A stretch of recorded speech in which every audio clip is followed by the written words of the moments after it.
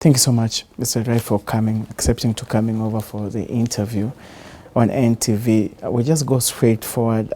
You're making headline today, and you have been accused of being one of the largest importers of contraband sugar. What is your response to this accusation? I need to clarify that there is not 1 kilo of contraband sugar I have imported. Whatever quantities I have imported, and I agree what Honorable Dwale has accused me of, 186,000 tons. We have imported. We've imported it legally, following all due process according to the law of Kenya. If you remember last year, there was a severe shortage of sugar, of maize and milk. And the government allowed the importation according to this Kenya Gazette of 13th May. And whatever I have imported has been imported officially through the port of Mombasa.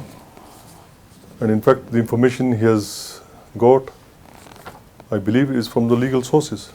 The leader of majority in the National Assembly, and you mentioned him there, says that, or rather alleges that you use subsidiary company to import sugar. We're not sure about either contraband or contaminated, but he says that you use subsidiary companies to bring in contraband sugar. Some are not licensed to import the sugar. Is this true? Absolutely not. Yes, there are sister companies within the group. You know, when you import a quantity of sugar which has to be financed, West Kenya alone was not able to finance that quantity. And there is no restriction in Kenya that other companies cannot import. During this exemption period, a lot of other companies were allowed other than mine. And whatever I have imported through those 4 or 5 companies, each and every one of them has approval, starting from the Sugar Directorate, cabs. When the sugar was landed in Mombasa, it was cleared through customs. All due revenues were paid, port charges were paid. In fact, we were the only company who have also paid demurrages on those ships. If you remember, there was a lot of maize ships in the port. They were very congested at that time. There have been other ships carrying sugar which were cleared within 2-3 days directly to the port. And I will give you the names. And Honorable Dwale is only targeting my companies. I saw the interview you had yesterday. He gave you a list of the companies. I've printed them. And I saw the way he was turning the pages. It was a long list. But he's only chosen to highlight my companies, not anybody else. And the question is, why?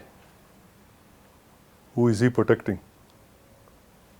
There was over 1 million tons of sugar, or like the Daily Nation has said today, they're talking about kilos now, not even tons. So I can say over 1 billion kilos of sugar was imported in 2017. What I have imported is under 18% of the total importation.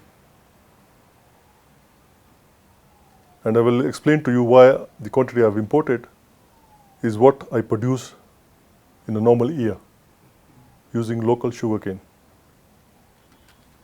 The fundamental reason why duty-free sugar was allowed to be imported, because there was a tremendous shortage and prices were going haywire. In May, I remember the price was something like 6,000, 7,000 shillings a bag. And the government had to take action because end of the day, the common man was suffering. And whatever I've imported, we have got all the documentation which I will present to the parliamentary committee when I'm invited. And I will table them. Each and every document I have not taken one shortcut. I have paid all due revenue to the government. Are you using the warehouses for Menengai and Pen Paper to store sugar? Yes, indeed. Is it legal for you? Is a sister company. They have warehousing space. What is wrong in me storing sugar in a warehouse which belongs to me? To start with, this sugar was stocked in Mombasa. As you know, when you import bulk quantity, there is not enough trucks to bring it all the way to Kakamega in one go. It was stored in Mombasa, transported to Kakamega. When the warehouse was full, I've stored some sugar in pen paper in Bobuye. I've stored some sugar in Menagai, Nakuru. I've stored some in Nakuru blankets, as he has alleged. I'm not denying. And these warehouses are in Kenya. And is the economic sense that I store it where it makes economic sense, the lowest cost to me? Would I rather hold it in Mombasa, where I have to pay per ton per week, a tremendous cost? The two companies are your companies as well? Yes, they are my company. And that is why we have stored those sugars in broad daylight. We have not taken that sugar at night, or I'm hiding that sugar. The issue is, they are even saying, so I read, that the sugar I've imported is printed not for sale. And I can explain to you why. Those bags were made in Kenya. Not for sale was written on the bag to protect that not one bag is sold into the market. The same is taken to a factory and processed. If my intention was to sell as is, I could have printed the bags in my name and just sold the sugar in Mombasa. And for these 3 other ships I've mentioned, I challenge that proof be given which factory processed that bulk sugar. According to your knowledge, aren't the bags supposed to be processed and packaged from the producing country, or is it supposed to be done at the recipient country in Kenya? No, Seth, let me clarify. Because the sugar was imported in bulk by me as well as others, it's a requirement by KEBS, and I've given you the letter. If you read that letter, it stipulates the conditions of that importation. And one of the conditions is it must be taken for further processing to the factory. Why? Because it is in bulk. When it is in bulk, even insects can fall in, anything can fall in, and that's why it's being processed at the factory to maintain that hygiene. When it arrives at the port, it is the responsibility for the receiving companies to repackage it and indicate not for sale, or is it for KEBS and maybe Kenya Ports Authority to do that? No. It's a burden of the companies? Yes, if you read the letter from KEBS, it says it should be further processed. And I have taken that initiative to print on my bags, not for sale. Because I don't want, even while it's being transported, that one single bag is sold on the way by a driver or anybody stealing that sugar.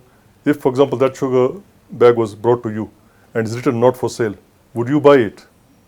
That is the reason we printed not for sale. It is alleged that part of that sugar that was caught in Eastleigh was destined for Mumias and West Kenya sugar companies. What is your response to that? That is why it is shocking. I do not know how that statement was made, on what basis, because I've shown you the bags they found in Eastleigh, and I've shown you a picture of my bag. This difference of day and night. This is completely white. These are completely brown. And you can see, they even read, packed in India. So how can these be my bags? How can that be my sugar? And that is what we need to find out. How was that statement made? And by who? They need to prove. Why do you think there is such a ruckus in government about sugar? It has dominated the headlines in the last close to 2 weeks now. Why do you think there is this debate and this highlight on sugar at this particular time? I think that's a question you need to think about, Seth. I'll bounce it back to you. Why am I the only one being mentioned? And I believe there are more than 200, 300 importers who imported sugar last year. Yet I'm the only one being mentioned. Why? I've invested billions in the factories in Kakamega, in Homa Bay. I'm building a fourth factory in Naitiri, the state-of-the-art factory, costing me over 5 billion shillings. And I have the interests of farmers at heart. It's very important you mention that, because there are some farmers who actually protested against the decision by your company to import sugar. Local farmers who protested. And now that you're bringing up this and you're explaining why you import sugar. Yes, I think you can ask, and I repeat again, you ask that farmer, was his cane harvested or not? If it is in my area, let him confirm that he has cane and West Kenya has not harvested. He has overage cane and is not being harvested. We pay the farmer within 7 days.